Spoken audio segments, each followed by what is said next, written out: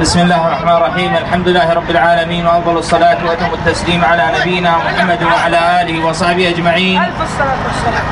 والله يا أخوان ما عليكم زود إن شاء الله، كلكم بركة ونشام إن شاء الله. هذا هو المطلوب من شباب الإسلام اليوم، أن يتفاعل مع القضية.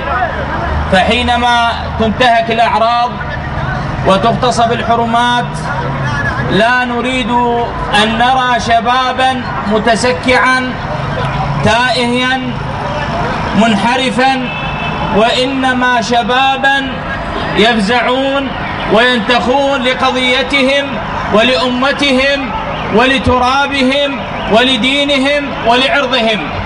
فبارك الله بكم وسدد خطاكم، ونحن وإياكم إن شاء الله على الحق المبين الذي يغيظ أعداء الإسلام والمسلمين إن شاء الله.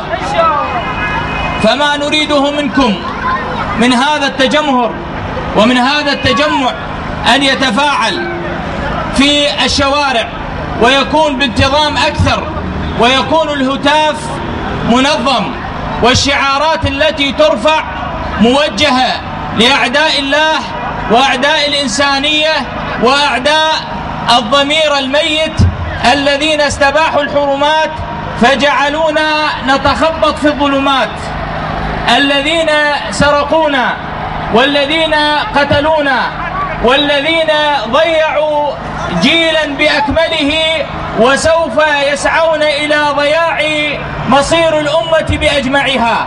بوقفتكم هذه، بمكانتكم هذه، بصراخكم هذا سوف تنتصرون على أعداء الله إن شاء الله.